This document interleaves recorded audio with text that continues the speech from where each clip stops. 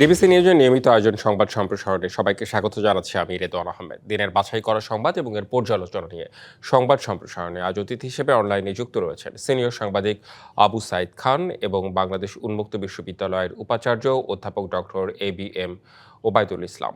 আপনাদের দুজনকে স্বাগত জানাচ্ছি আজকের সংবাদ সম্প্রসারণে। শুরুতেই যে সংবাদটি দিয়ে শুরু করতে চাই, ঢাকা সহ 6 সিটিতে নতুন প্রশাসকের সবাই বিএনপি নেতা, নিয়ম মেনেই নিয়োগ বলছে সরকার। নির্বাচন দিলেই ভালো হতো মত বিশ্লেষকদের। আবু সাইদ খান, শুরুতে আপনার কাছে একটু আসতে চাই, মন্তব্য জানতে চাই। সরকার তো অন্তর্বর্তীকালীন অবস্থার জন্য প্রশাসক তো নিতেই পারেন, তবে নির্বাচন হওয়াটা যতটা দ্রুত হয় ততই ভালো।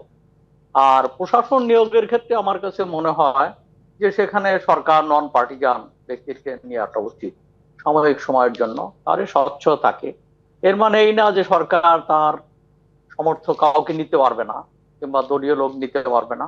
তবে যেটা আমরা অতীতেও দেখেছি যে নন পার্টিজান লোক থাকলে ইন্টিরিম অবস্থায়, তবে সেটা সবাই স্বাচ্ছন্দ্য বোধ করে। তা না হলে বিভিন্ন প্রশ্ন এসে যেতে পারে। আর উচিত হচ্ছে যত দ্রুত নির্বাচন করা যায়, কেননা স্থানীয় সরকার তো দীর্ঘদিন ধরে নির্বাচন হয়নি, এবং এর আগেও অন্তর্বর্তী সরকারের সময় একটা করার উদ্যোগ ছিল, সেটাও কার্যকর হয়নি। এটা বিভিন্ন তো এখন এটা একটা গুরুত্বপূর্ণ, যত তাড়াতাড়ি করা যায়।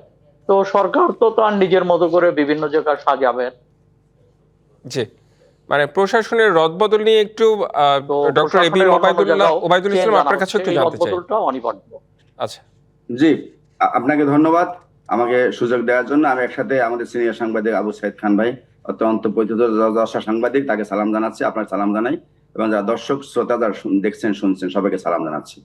আসলে আপনি দেখেন, বাইরের জগৎটাকে দেখেন, আমরা তো উন্নত বিশ্বকে ফলো করি যেখানে ডেমোক্রেসি এস্টাবলিশড, অনেক মজবুত ডেমোক্রেসি আছে। দেখেন আমেরিকা বলেন, ইংল্যান্ড বলেন, পার্শ্ববর্তী ইন্ডিয়া বলেন, যখন সরকার চেঞ্জ হয় তখন তারা কিন্তু তাদের তাদের পছন্দের লোক দেখে, যাদের কিনে কাজ করতে স্বাচ্ছন্দ্য বোধ করে, যে লোকগুলোকে সাথে রাখলে তাদের কাজের স্মুথনেস, গতিশীলতা বাড়বে, গতিশীলতা ফিরে পাবে এবং তাদের কাজ করতে সহজতর হবে। এটাকে আমি যদি একটু আগে বলছেন দলের লোক কিনা সেটা বিবেচ্য বিষয়, অতটুকু আমি বলবো না। আমি বলবো সরকার তার প্রশাসন চালাতে গেলে যাদেরকে সহজভাবে কাজ করাতে পারবে এবং যাদের সাথে কাজ করতে স্বাচ্ছন্দ্য বোধ করবে। ট্রাম্প প্রশাসন দেখেন, সেখানে দেখেন তাদের ট্রাম্প প্রশাসন তাদের লোকজনকে নিয়ে কাজ করছে। আপনি যদি বলেন ইন্ডিয়াতে যে দল আছে তাদের লোকজন নিয়ে বসিয়ে কাজ করবে, ইংল্যান্ডেও তাই হয়, সেটাতে আমি দোষের কিছু দেখছি না। তবে নির্বাচন অবশ্যই হবে। নির্বাচনের সময় যেটা হবে সেটা হয়তো তাদের তফসিল ঘোষণা হবে, একটা পদ্ধতি ফলো করতে হবে, নির্বাচন কমিশন তার ওয়েতে চলবে, সেটা অবশ্যই আমরা সামনেই দেখবো আশা করি। তবে এই অন্তর্বর্তীকালীন নির্বাচন না হওয়া পর্যন্ত যাদেরকে নিয়ে কাজ চালানো হচ্ছে তাদের প্রশাসন স্মুথনেসের জন্যই কাজ করবে, এটা আমি বিশ্বাস করি। এখানে দলের ব্যাপারটা না আসার চাইতেই বা প্রশাসনের গতিশীলতা ফিরে পাওয়ার জন্য যা করার তাই করছে তারা। হ্যাঁ, আপনি যেটি বলছিলেন যে উন্নত বিশ্বে আমরা দেখি যে বিভিন্ন সাংবিধানিক প্রতিষ্ঠানগুলো নিজেদের মতো কাজ করার একটা ক্ষমতা রাখে, কিন্তু আমাদের তৃতীয় বিশ্বের দেশগুলো কি আদৌ রাখে? রাখে না। কিন্তু পার্শ্ববর্তী দেশ তো ইন্ডিয়া, তো আমরা দেখি ভারত তো অত্যন্ত মজবুত গণতন্ত্র, তারাও তো তাদের দেখছি যে তাদের প্রশাসন যখন চেঞ্জ হয় অনেক কিছু চেঞ্জ করে। তো এটাতে আমি যদি যাদেরকে দিয়ে কাজ করতে আমি স্বাচ্ছন্দ্য বোধ করবো, গতিশীলতা ফিরে পাবো, তাদেরকে দিয়ে কাজ করব। এখানে অন্যভাবে এটা ফর দ্য টাইম বিং, সাময়িক সময়ের জন্য। আমি বলছি না তো এটা একেবারে লং টার্মের জন্য, তা তো না। নির্বাচন না হওয়া পর্যন্ত এই মুহূর্তে হয়তো অনেক স্থবিরতা ছিল, সেই স্থবিরতা ফিরে থেকে সরে গিয়ে একটু গতিশীলতা আনার জন্যই করা এটা। আমার কাছে তাই সেভাবে মনে করি আমি। জি, আরেকটি বিষয় যে 5ই অগাস্টের পর করা ঢালাও মামলা পর্যবেক্ষণ করছে স্বরাষ্ট্র মন্ত্রণালয়। কার্যক্রম নিষিদ্ধ থাকায় আওয়ামী লীগের অফিস খোলা কাম্য নয়। আবু সাইদ খান, একটু আপনার কাছে আসতে চাই যে এই যে ঢালাও যে মামলা হয়েছে, অনেক সাংবাদিকও এখনো এই মামলা থেকে অব্যাহতি পায়নি। একটু মন্তব্য করবেন যে আসলে বিষয়টিকে কিভাবে দেখছেন? এটা তো যুক্তিযুক্ত হয় নাই। ঢালাও মামলা করার মধ্য দিয়ে মামলা সম্পর্কে সেই সময় অন্তর্বর্তী সরকারের সময় এটা নিয়ে প্রশ্ন উঠেছিল। কেননা অনেক ক্ষেত্রে আমরা দেখেছি, যেমন ধরুন যেসব হত্যাকাণ্ড হয়েছে, তো যারা প্রশাসন সংশ্লিষ্ট না, একজন সাংবাদিক, হ্যাঁ, সেই সাংবাদিকের বিরুদ্ধে যদি কোনো অভিযোগ থাকে, দুর্নীতির অভিযোগ থাকে, অন্য কোনো অভিযোগ থাকে, সেগুলো নিয়ে তার বিরুদ্ধে মামলা হতে পারে। সেগুলো খতিয়ে দেখতে পারে। কিন্তু হত্যা মামলা যেটা যেভাবে হয়েছে, তো এইটার আমি কোনো অর্থ খুঁজে পাই না। কিংবা আওয়ামী লীগের নেতাদেরও অনেকেই যারা প্রশাসনের সঙ্গে সরকারের সঙ্গে সংশ্লিষ্ট ছিলেন না, তাদের বিরুদ্ধে মামলা হয়েছে। এতে মামলা সম্পর্কে জনমনে একটা নেতিবাচক ধারণা তৈরি হয়েছে। এগুলো যত দ্রুত খতিয়ে দেখা উচিত। তখন আমরা বলেছি, সেই সময় আইন উপদেষ্টা বলেছিলেন যে দ্রুত তারা এটাকে খতিয়ে দেখবে। তো আমার কাছে মনে হয় যে এখন আমরা দেখতে পাচ্ছি বহুজন যারা হয়রানির শিকার হচ্ছে। তো এইটা আহ, মামলার সঙ্গে বাস্তবে তাদের কোনো সংশ্লিষ্টতা থাকার কথা না, তারপরও এটা খতিয়ে দেখাটা উচিত। যত দ্রুত খতিয়ে দেখা যায় ততই সেটা মঙ্গলজনক। আর একটা হচ্ছে যে আমাদেরকে বুঝতে হবে যে এই মামলার ব্যাপারেও সেখানে কতগুলো নিয়োগ, বিভিন্ন জায়গায় নিয়োগ হয়েছে। যেমন আজকে একটা জিনিস আমার কাছে লক্ষ্য করেছি, এটা অতি, যখন তাজুল ইসলাম পার্টি যান, তো একটা পার্টির আইসিটি আদালতে একটা পার্টির লোক ছিলেন, তো একটা পার্টির হয়ে তা লড়েছিলেন। পার্টির আহ সেই সময় কয়েকজন জামাত নেতার হয়ে তিনি লড়েছিলেন। তখন তার মতো তাকে কোনো ক্রমে চিফ প্রসিকিউটর করা ঠিক হয় নাই, তবে এটাকে সরিয়ে দেওয়া হয়েছে। এটা নিঃসন্দেহে মানে আমি একটা শুভ উদ্যোগ বলেই মনে করি। তো এইভাবে যেখানে যেখানে পার্টিজান লোকেরা অন্তর্বর্তী সরকারের সময়ও তারা তাদের বিবেচনা করেছে। আর একটা জিনিস আমাদেরকে দরকার, বোঝার দরকার, যে আমেরিকা এবং আমাদের এখানে বিষয়টা একরকম না। আমেরিকাতে একদমই। প্রশাসন, হ্যাঁ, প্রশাসন নিরপেক্ষ প্রশাসন না। আমেরিকাতে যে পার্টি আসে সে তার মতো করে সচিবালয় সাজান। কিন্তু আমাদের দেশে কিন্তু ব্যাপারটা তা না। আমাদের দেশে এখানে আলাদা ক্যাডার সার্ভিস রয়েছে, তারাই সচিবালয় করে। তো সেখানেও যদি সেখানে সিনিয়রিটি ইত্যাদিকে গুরুত্ব না দেওয়া হয়, তো সেখানে উম, এটি নিয়ে প্রশ্ন ওঠে। আমেরিকাতে ওই প্রশ্ন ওঠে না। এখন আমার বক্তব্যটা হচ্ছে যে আমাদের দেশে, হ্যাঁ, তারপরে সচিব কাকে করবেন, সেই ক্ষেত্রে আমি মনে করি যার সঙ্গে কমফোর্ট ফিল করবেন।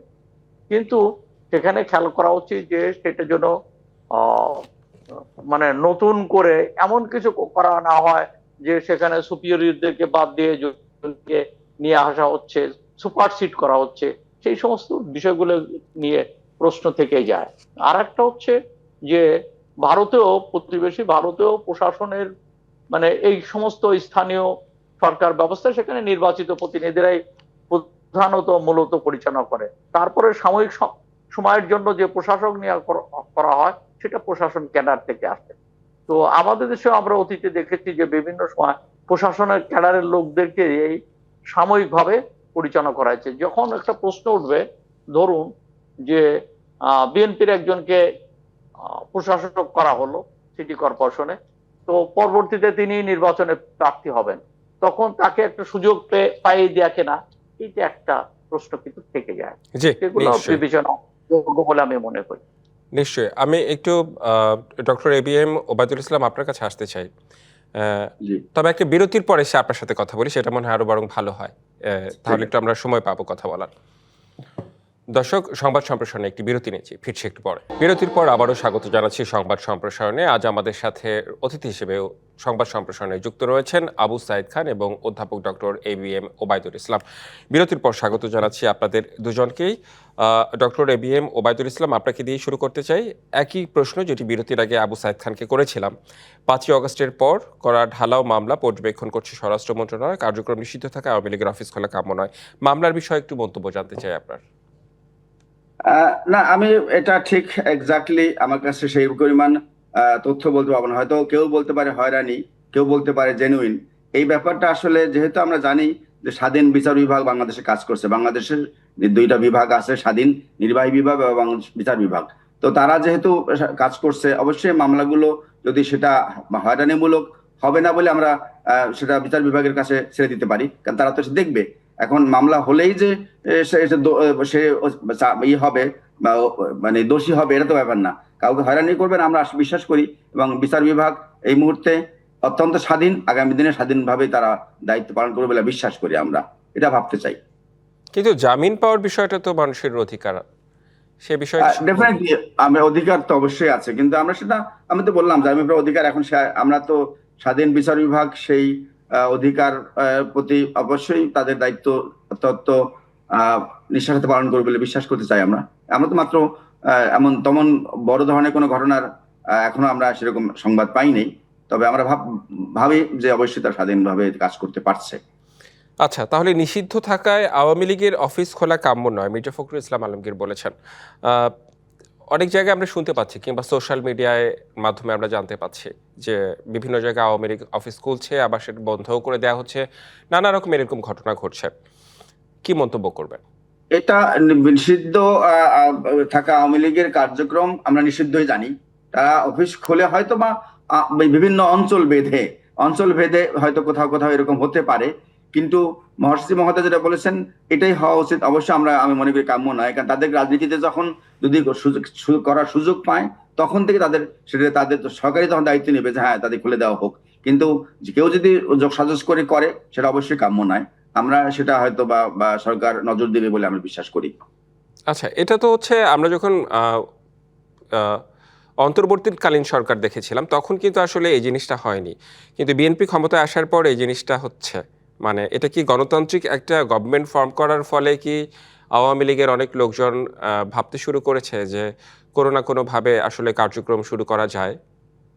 তারা এখানে আপনি দেখবেন অনেকে ইদানিং আমাদের মন্ত্রীদের অনেককে তো হয়তো বিভিন্ন ভাবে হয়তো তারা যোগাযোগ করার চেষ্টা করবে বা অনেকে ফুল দিবে, আপনার খবরও দেখে আসছেন।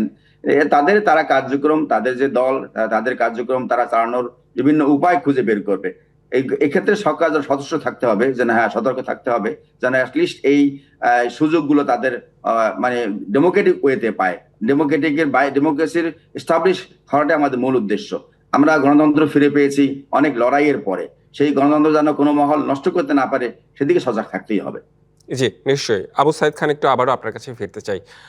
আমি এই যে মানে আওয়ামী লীগের অফিস খোলার বিষয় নিয়ে একটু কথা বলতে চাই। ইন্টারিম গভর্নমেন্টের সময় যেই বিষয়টি করেনি আওয়ামী লীগ, কিংবা সাহস পায়নি হয়তো, কিন্তু এখন হচ্ছে আওয়ামী লীগ সেই জিনিসটি করছে, সেই বিষয়টি করছে, এবং মির্জা ফখরুল ইসলাম আলমগীর একটি মন্তব্য করেছেন যে এটি কাম্য নয়, কার্যক্রম নিষিদ্ধ থাকা অবস্থায়। আপনি আসলে কি বলবেন? আচ্ছা, প্রথমত হচ্ছে যে হ্যাঁ, আওয়ামী লীগ এবং তো একটু স্বাচ্ছন্দ্য বোধ করছে, কেননা গণতান্ত্রিক এনভায়রনমেন্ট থাকার কারণে তো এটা তারা করতেই পারে। তো তারা বিভিন্ন জায়গায় অফিস খুলছে। তো এখন আমি আইনগতভাবে বিষয়টা আমার কাছে স্পষ্ট না, তবে হলো যে কার্যক্রম নিষিদ্ধ এবং অফিস খোলা, এই ব্যাপারটার মধ্য দিয়ে, অফিস খোলার মধ্য দিয়ে কার্যক্রম শুরু করা, এটা বোধহয় প্রমাণিত হয় না। তো বরং সেখানে গভর্নমেন্ট ওয়াচ করতে পারে যে নিষিদ্ধ দল তারা কার্যক্রম পরিচালনা করছে কিনা, সেই ক্ষেত্রে আমার মনে হয় দৃষ্টি রাখাটা উচিত। তো অফিস তো অনেক সময় বিভিন্ন কারণে অফিস খুলতে পারে, তো তাদের প্রপার্টি তারা রক্ষা করতে পারে, তো সেইটা না, আপনার আলাদা সাথে বিষয়। একটু আমি যদি বলি, মানে অফিস খুললে তো সেখানে কার্যক্রম হওয়াটা খুব স্বাভাবিক না? হ্যাঁ, সেই ব্যাপারে তো গভর্নমেন্ট ওয়াচ করতে পারে যে কার্যক্রম হচ্ছে কিনা। হ্যাঁ। তো কার্যক্রম সেইটা তারা ওয়াচ করতে পারে। আর আর একটা হতে পারে যে মনে করুন যে আওয়ামী লীগের অফিসে আওয়ামী লীগের কোনো লোক যার বিরুদ্ধে কোনো মামলা নেই, সে ধরুন সে তো প্রকাশ্য, সে তো চলাফেরা করতে পারে, রাইট। তাকে তো হয়রানির শিকার হওয়া উচিত না। কিন্তু হুম। যাদের বিরুদ্ধে স্পেসিফিক মামলা আছে, অপরাধ করেছে, তো তাদেরকে অবশ্যই বিচারের আওতায় আনা উচিত। হুম। তো সেই ব্যাপারে কোনো ছাড় দেওয়া উচিত বলে আমি মনে করি না। কিন্তু আওয়ামী লীগের তো অনেক কর্মীরা আছে যাদের বিরুদ্ধে কোনো মামলা নেই, অভিযোগ নেই, কিংবা যে অপকর্ম হয়েছে সেই সময় যে সব হত্যা থেকে আরম্ভ করে বিভিন্ন রকম যে দমন পীড়ন বিরোধী দলের উপর হয়েছে, হুম। আন্দোলনকারীদের উপর চড়াও হয়েছে, তার সঙ্গে অনেক আওয়ামী লীগ নেতারা আছেন যে যারা যুক্ত ছিলেন না। তো হুম। তাদের ব্যাপারে তো তারা যাতে চলাফেরা করতে পারে, তার যে গণতান্ত্রিক অধিকার, সেই অধিকার নিশ্চিত হওয়া বলতে হবে। আবু সাইদ খান, আরেকটি বিষয়, যে এই যে ঢালাও মামলাতে অনেকে জামিনও পাচ্ছে না, তো এটা তো অধিকার মানুষের, সেই ক্ষেত্রে আসলে কি বলবেন? আপনি যথার্থ এর আগে বলেছেন যে জামিন পাওয়াটা একটা অধিকার। হুম। একটা একজন ব্যক্তি পালিয়ে যাবেন না, দেশ ছাড়বেন না, কিংবা এটা যখন নিশ্চিত তিনি আদালতে হাজির হবেন, এটা যখন আদালত কনভিন্সড হয়, তখন তাদের জামিন দেওয়ার তো কোনো আপত্তি নেই। আর একটা হচ্ছে যে হ্যাঁ, পালিয়ে যাওয়া ইত্যাদি, সেটাও তো পুলিশ তার নজরে রাখতে পারে। কিন্তু একটা লোককে হঠাৎ তার এই অধিকার থেকে বঞ্চিত করাটা ঠিক না। আমরা অন্তর্বর্তী সরকারের আমলে দেখেছি জামিন দেওয়া হয় না, এমনকি তার স্বজনের মৃত্যুর পরেও তাকে প্যারোলে মুক্তি দেওয়ার যে রেওয়াজ, প্যারোলে যে সেই প্যারোলে জামিন দেওয়ার যে রেওয়াজটা ছিল সেটাও কার্যকর হয় না। এগুলো অমানবিক। আমার মনে হয় সবকিছু মানবিক এবং গণতান্ত্রিক দৃষ্টিভঙ্গিতে ফয়সালা করা উচিত। অপরাধীদেরকে মোকাবেলা করতে হবে, অতীতের স্বৈরা শাসককে মোকাবেলা করার ক্ষেত্রে সেখানেও খেয়াল রাখতে হবে যে অপরাধী যে তারও তো গণতান্ত্রিক অধিকার আছে। সব কিংবা নিষিদ্ধ দল, কিন্তু সেই দলের নেতাদের তো ইচ্ছে করলেই তো হয়রানি করা যায় না। তো সেই ব্যাপারগুলো আমার মনে হয় বিবেচনা রাখা উচিত, কেননা অন্তর্বর্তীকারী সরকার সেই ব্যাপারগুলোকে তাদের বিবেচনায় ছিল না। অনেক ক্ষেত্রে আমরা এর বক্তায় দেখেছি। আপনার কাছে একটা বিষয় আপনার কাছে একটা বিষয় আবু সাইদ খান আমি একটু জানতে চাই, যে অনেকেই বলে যে যখন ইন্টারিম গভর্নমেন্ট ছিল তখন, অনেকেই বলে কিংবা সোশ্যাল মিডিয়া আমরা দেখি, তখন যে পরিস্থিতি ছিল এই গভর্নমেন্ট আসার পর, বিএনপি গভর্নমেন্ট আসার পর একটু পরিস্থিতির উন্নতি হয়েছে কিংবা একটা শ্বাসরুদ্ধকর পরিস্থিতি থেকে তারা মুক্ত হয়েছে, অনেকেই বলে থাকেন। আপনার কাছেও কি তেমন মনে হয় পরিবেশটা? নিশ্চয়ই আমি সেটা মনে করি, কেননা ওই সময় তো এক ধরনের মবতন্ত্র ছিল, মবের ভীতি কাজ করেছে, এবং সেই মবের সঙ্গে সরকার সংশ্লিষ্ট কারো কারো যোগাযোগ থাকতে পারে, সংশ্লিষ্টতা থাকতে পারে মবের সঙ্গে, এই ধরনের একটা ধারণা মানুষের তৈরি হয়েছিল, যে কারণে একটা ভীতিকর অবস্থা তৈরি হয়েছিল। এবং সেই ভীতিকর অবস্থা আমরা যে ঘটনাগুলো দেখেছি, যে ওই সরকারের আমলে ব্যাপকভাবে বাউলদের দরগা, খানকা শরীফ সব ভিন্ন মতলম্বীদের উপর হামলা হয়েছে, সংখ্যালঘুদের বাড়িতে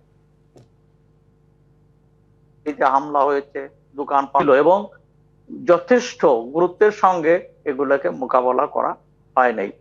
তো আজকে আমার কাছে মনে হচ্ছে যে এই অবস্থায়, যেমন স্বরাষ্ট্রমন্ত্রী সালাউদ্দিন সাহেব এসেই বলেছেন যে মব কালচারে তিনি অবসান করবেন, তো এই ঘোষণাটাই যথেষ্ট। কিন্তু আমরা তখন উল্টোটা শুনেছি। আমরা তখন সরকার সংশ্লিষ্ট কোনো কোনো ব্যক্তি বলেছেন যে মব বলাটা ঠিক না, উচিত না, এবং আসলে এগুলো মব না, এটা হচ্ছে প্রেসার গ্রুপ কিংবা বিক্ষুব্ধ জনতার কাজ। এগুলো করে মব লিগ্যালাইজ করার, এটাকে জায়েজ করার চেষ্টা হয়েছে। কিন্তু এই সরকার আসার পরের সঙ্গে সঙ্গে স্বরাষ্ট্রমন্ত্রী একটা মেসেজ দিয়েছেন যে মব কালচার চলবে না, এবং এর ব্যাপারে তারা কঠোর অবস্থান। নিশ্চয়ই বেশ কিছু বিষয় জানা গেল আপনার কাছ থেকে। একটু আমি ডক্টর এবিএম ওবায়দুল ইসলাম আপনার কাছে আসতে চাই। আপনার কাছে একটু বর্তমান সময়টা জানতে চাই, যে ইন্টারিম গভর্নমেন্টের সময়টা আর বর্তমান সময়টা আপনার মনে হচ্ছে যে গণতান্ত্রিক ধারার পথে দেশ কিছুটা এগোচ্ছে কিংবা আগাবে ভবিষ্যতে? আপনি তো দেখেছেন, এই আপনি এখানে হেডলাইনে কিন্তু আছে 5ই আগস্টের পর করা হয়রানিমূলক মামলা খতিয়ে দেখা হচ্ছে। তার মানে কি? নিশ্চয়ই সেগুলোকে আমরা, ডেমোক্রেসি আগের সাথে এস্টাবলিশড হচ্ছে। আবু সাইদ খান ভাইও বলেছেন, আমরা তো মাত্র 1 সপ্তাহ এখনো গভর্নমেন্ট হয় নাই, তার মধ্যে থেকে আমরা সরকারের কার্যক্রমগুলোকে আমরা অত্যন্ত পজিটিভ দেখছি, আমরা নেগেটিভ কাজ দেখছি না। আমরা এই মব কালচারের কথা বললাম, আপনি বলছেন যে গণতান্ত্রিক পথে দেশটা কিছুটা এগোবে, ইতিবাচক একটি বিষয় আপনি বলছেন। আপনাদের অনেক ধন্যবাদ দুজনকেই যুক্ত হবার জন্য সংবাদ সম্প্রসারণে। এই ছিল সংবাদ সম্প্রসারণে, ডিবিসির সঙ্গেই থাকুন।